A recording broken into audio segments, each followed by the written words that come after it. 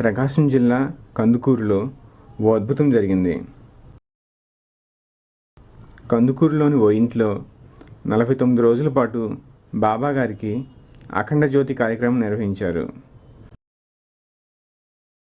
చివరి రోజు పూర్ణావతి సందర్భంగా హోమం జరిపించారు. అయితే హోమ మండపాన్ని తొలగిస్తుండగా బూడిదలోంచి బాబాగారి రూపాన్ని పోలిన పదార్థం ఒకటి దొరికింది. అది బాబాగారి విగ్రహంగా భావించిన కుటుంబ సభ్యులు దాన్ని పూజగదిలో ప్రతిష్ఠించి పూజాధికారులు నిర్వహించడం మొదలుపెట్టారు. మా ఇంట్లో వచ్చేసి అఖండ జ్యోతిని 49 డేస్ పెట్టుకున్నాము. గురువుగారు రామ్ రతన్జీ గారు వచ్చి అఖండ జ్యోతిని వెలిగించారు. అయితే ఆ కార్యక్రమం పూర్ణావతి రోజు జనవరి 21వ తారీఖున మేము హోమం చేసాము. ఆ హోమం చేసిన తర్వాత ఇంట్లోనే హోమం వేసాము. అయితే 23వ తారీఖున 3వ రోజు హోమం తీసేద్దామని తీస్తూ ఉంటే ఊదిలోంచి బాబా గారి విగ్రహం వచ్చింది. అది గురువు గారు చెప్తే గురువు గారు మరి శుక్రవారం తర్వాత రోజు వచ్చి ఆ విగ్రహాన్ని తీసి పూజ గదిలో పెట్టారు. అప్పటి నుంచి ఆ ఇంట్లో విచిత్రాలు జరగడం మొదలుపెట్టాయట.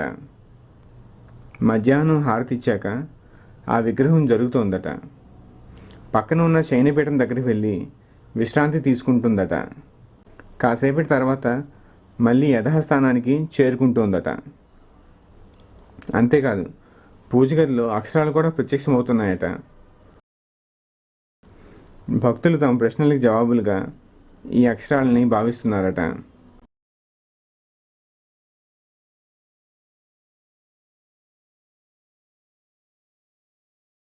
ఇక్కడ మొక్కుకున్న భక్తుల కోరికలు కూడా తీరుతున్నాయట. ఆ బాబా విగ్రహం వచ్చిన నుంచి ఇంకా గురువు గారిని పిలిపించి చూపిస్తే ఇక్కడ చాలా మహిత్యాలు వస్తాయి, చాలా జరుగుతాయి అని చెప్పారు. అవి చెప్పినాక రోజు ఒక ఏయో ఒకటి బాబా గోడ మీద అన్నీ రాసుకుంటా ఉన్నాడు. ఎవరు ఏ అనుకుంటే అవి కోరికలు తీరుస్తున్నాడు. ఉద్యోగాలు లేని ఉద్యోగాలు, పెళ్ళిళ్ళు కావాల్సిన పెళ్ళిళ్ళు అట్లా చెప్తున్నారు మాకు. వాడు మాకు జరిగినాయి అమ్మ అని ఇట్లా చెప్తున్నారు మాకు వచ్చి. మేము ఇక్కడే ఆర్టికల్ వస్తున్నాము, ఇట్లా మేము ఇట్లా అనుకుంటే మాకు జరుగుతున్నాయి అని అన్నారు. మేము గురువుగారిని కలిసినాక మాకు మా పెద్దబాబు జాబ్ వచ్చింది, చిన్నబాబు జాబ్ వచ్చింది. ఆమె ఇక్కడికి వచ్చి దండం పెట్టుకొని తేనెను ఊది కొంచెం రాసుకుంటా జపమాల 108 మంత్రం జపమాల చేసుకున్నట్ట. చేసుకొని మళ్ళా వారానికల్లా తగ్గిపోయిందంట. తగ్గిపోయి ఆపరేషన్ చేయొద్దు, లేదమ్మా అసలు ఏం లేదు మీకు బాగానే ఉందని చెప్పిందని వచ్చి దండం పెట్టుకొని నాకు ఇట్లా జరిగిందమ్మా అని నాకు చెప్పింది. కొందరికి ఉద్యోగాలు వచ్చాయి, మరికొందరికి దీర్ఘకాలిక వ్యాధులు కూడా నయమవుతున్నాయట. పెట్టిన తర్వాత నుంచి ఆ పూజ గదిలో కూడా లెటర్స్ అనేవి రోజు వస్తూ ఉన్నవి. అక్కడ బాబా గారికి సంబంధించిన లెటర్స్, నా నామం చెప్పండి, అదేవిధంగా ఇక్కడ కొలువునవుతా బాబా పూజలు చేయండి అనే లెటర్స్ కూడా ఆ యొక్క పూజ గదిలోనే వస్తూ ఉన్నాయి. బాబా గారికి షిరిడిలో జరిగే విధంగా 4 హారతులన్నింటిని కూడా ఇస్తూ వస్తున్నాము. అయితే ఇంకా కొన్ని రోజుల తర్వాత కొన్ని అద్భుతాలు కూడా జరిగినాయి.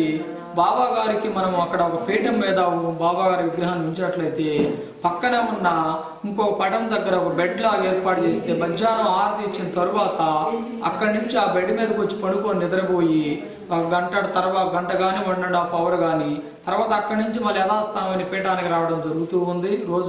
ప్రతిరోజు జరుగుతుంది ఈ కార్యక్రమం. అదేవిధంగా భక్తులు తీసుకొచ్చే ప్రసాదాలన్నింటినీ కూడా బాబా గారు అన్నింటినీ స్వీకరిస్తున్నారు. మన వచ్చే భక్తులందరూ కూడా ఆ ప్రసాదాలు ఎలా స్వీకరిస్తున్నారు అదని కూడా వాళ్ళు చాలా మంది పరీక్షించారు. ప్రశ్నలకి జవాబులు అనేవి ఆ గోడ మీద కూడా రాయడం జరిగింది.